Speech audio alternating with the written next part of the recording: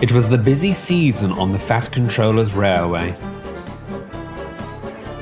More coaches were added to the express to meet demand.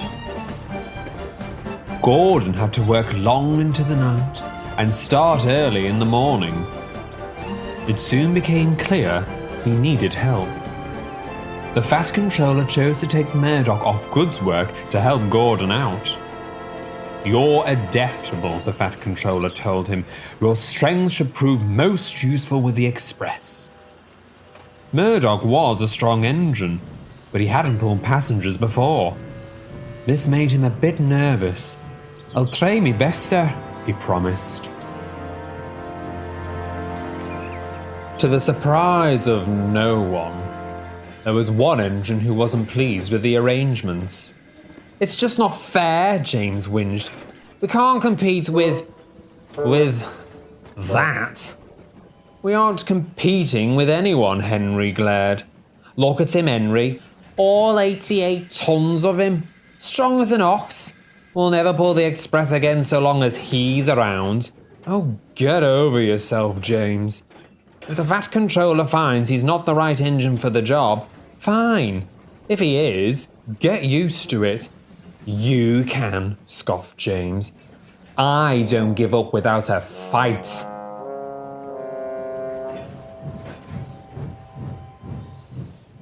Soon, it was time for the express to leave.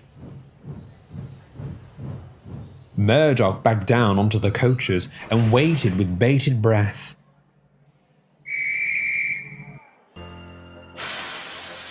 Then, he dragged the heavy train out of the station and onto the main line.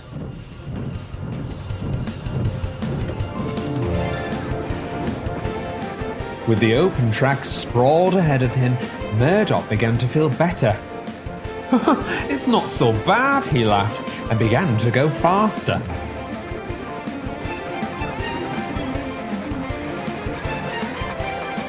The driver was pleased. "Good engine, keep this up and we'll be there in no time." The passengers were happy too. One man on board was timing the journey. People on platforms held onto their hats as Murdoch whizzed by. In no time, Murdoch forgot he had been anxious at all. "Come along, come along, come along," he sang to the coaches, picking up even more speed. "We're coming along, we're coming along, we're coming along," they sang back as they raced through tunnels and thundered over bridges.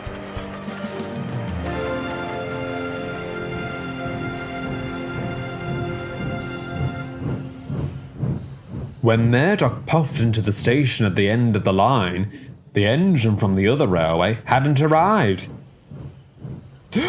"You're early," gasped the station master, a bit flabbergasted to see him. "The diesel isn't here yet. You'll have to wait." Murdoch didn't mind. He had been looking forward to a rest. His snooze was interrupted a while later by the spluttering of an engine. Driver, better take a look at that. Oh, grief. How are you here already?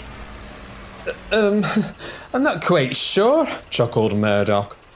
Spamcam glared, red in the face. Oh, ha, yes. I'm on to you, Spamcam shouted, leaving with a racket.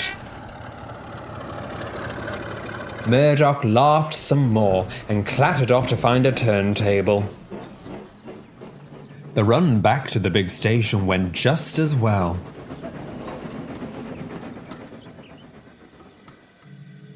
The passengers thanked Murdoch and left to catch their bus home. "That was grand! I can see why everyone's always wanting to go." As the crowd disappeared, Murdoch saw the Fat Controller standing at the end of the platform. He gestured towards himself. "A word, Murdoch, if you have the time," he called.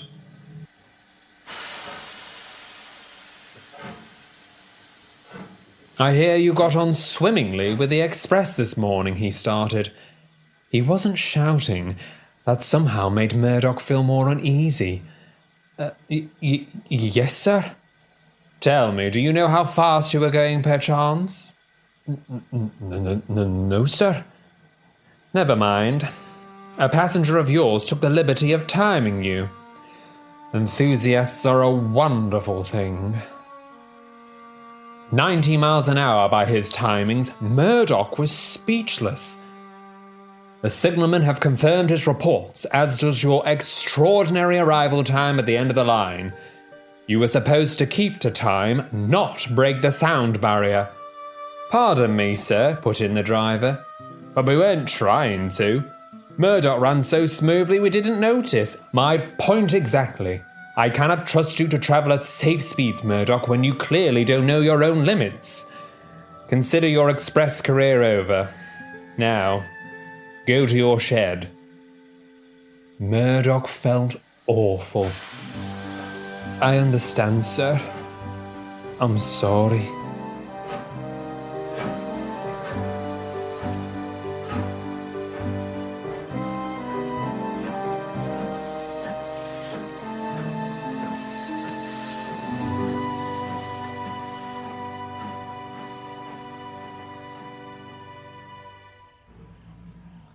News spread of Murdoch's meeting with the Fat Controller.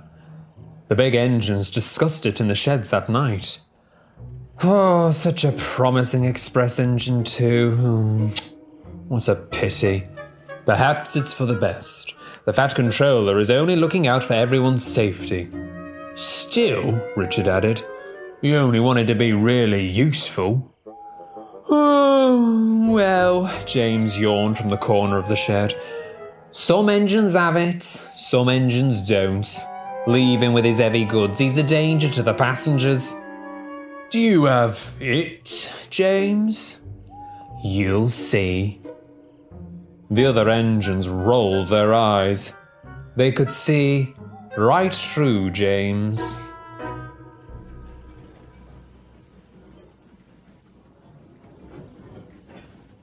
So could the Fat Controller.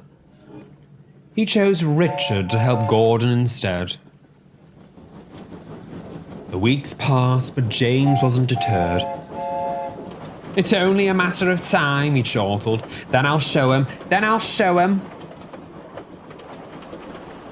Meanwhile, Murdoch was back to pulling goods trains. He still enjoyed these runs, of course, in the peace and quiet. Even so, he couldn't stop thinking about how he had let the Fat Controller down. The Fat Controller was out of options. Richard needed maintenance due to his extra workload. Gordon was still being steamed. Henry was away with the flying kipper. Bear was pulling tankers. Boko was helping Donald and Douglas. It had come to this. Now, James, I've got a special job for you. The Express? Oh, thank you, sir. Took you long enough. You've made a fine decision, sir. A fine one. James. Yes, sir. Go. And he did. James huffed into the big station, full of gusto. Make way for an express engine, he whistled, coming to a stop at the platform. He waited and waited. The coaches didn't come. I guess I have to do everything myself. When he had arranged the coaches, James saw Murdoch shunting a long train of trucks for the end of the line. Goodbye, Murdoch, he boasted, blowing steam theatrically. Don't go too fast with those trucks, you hear? James scuttled away, cackling fit to burst. Ignore him, Murdoch's driver muttered. At least we're doing honest work. Let that showboat have his moment.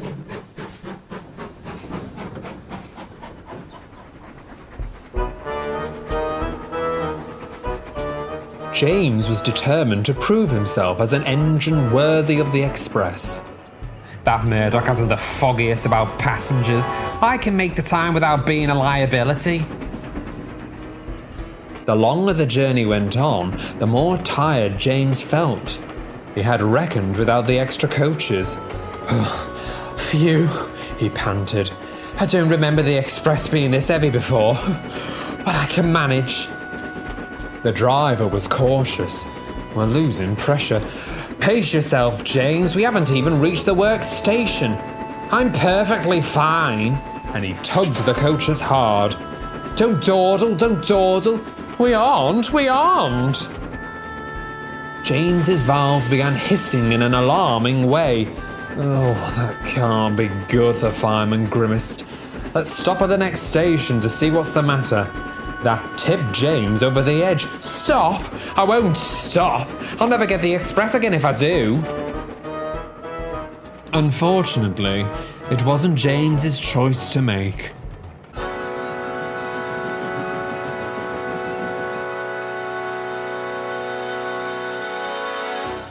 James jutted to a halt on a lonely leg of the line.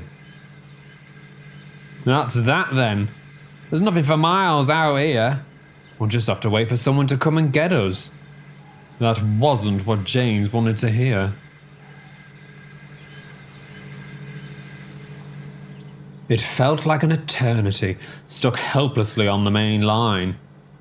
The passengers were anxious. All James could do was look at his buffers, feeling sorry for himself. He was soon snapped out of his trance when he heard the sound of an engine approaching. Hey, over here! Help us, please! Good gracious, this is a fine how do you do? What happened, James? I had an accident, James ventured, choosing his words carefully. He was trying to prove how great he is. You've proven something anyway. James now felt awful about what he had said to Murdoch. Please, Murdoch, don't leave me out here. Murdoch wasn't sure. The Fat Controller had been very clear on the subject of him pulling the express. I'll go for help, he said, starting to leave. There's no time, James wailed. Everyone is busy. Who knows how long it'll be before someone gets here? You can do it, Murdoch. I'm not sure. The Fat Controller wouldn't he like it? The Fat Controller doesn't have to know. I won't tell him. Oh, please. Murdoch took a deep breath. He knew he couldn't leave the passengers stranded. Then, okay, let's do this. Murdoch quickly buffered up in front. Are you sure you can manage? Asked his driver nervously. I'll give it a good go, Murdoch said bravely. We can't let the passengers down. He could feel every coupling tighten as he willed the trucks, James and the express into motion. Murdoch was careful not to go too fast. They were going well as they passed through Edward Station. Now for the hill, braced his driver. Do your best, old boy.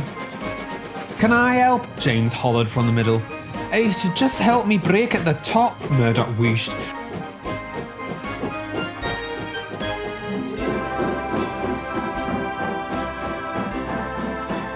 With one last effort, the long train crested the hill.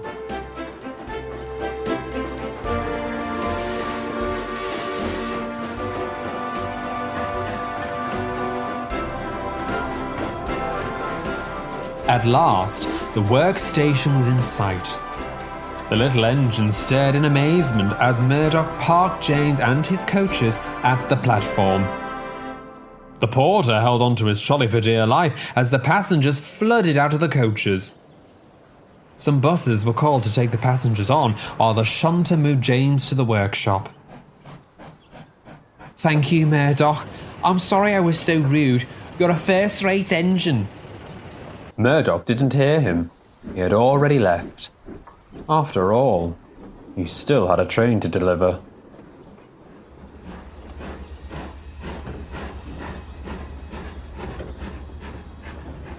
So kind of you to join us at last. 15 minutes late. I knew that last time was a fluke. You have the decency to show up at the very least. Can't say the same for the express. Murdoch was too tired to reply. He smiled knowingly. Don't gurn at me with that horrid face. It's bad enough being resigned to trucks because of you lot, I might add. Move aside so I can take them and be rid of them. Murdoch watched Spancam oil out of sight back to the other railway. He trundled back home light engine and proud of his day's work.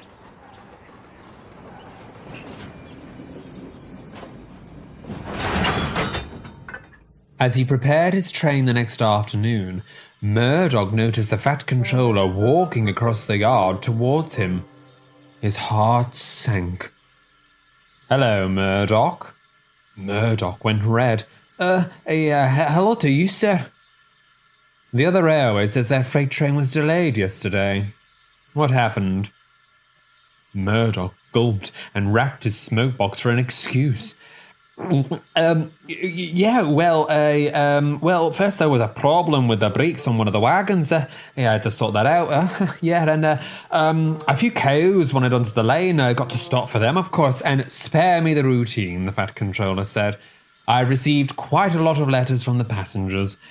They asked me to send their regards to the orange engine who did such a splendid job with the express yesterday. Murdoch began to panic. I know what you said, sir, and I'm sorry. I really am. I was only doing what I thought was... Murdoch went silent. "Well, I have made up my mind regarding you and the express, and that will not be changing. I can look past this one time. Good work, Murdoch. You have been a really useful engine." Murdoch let out a sigh of relief. Oh, thank you, sir. You're too kind." "Just make sure," the Fat Controller finished, "you can find a happy medium between being too early and being late." Murdoch wholeheartedly agreed.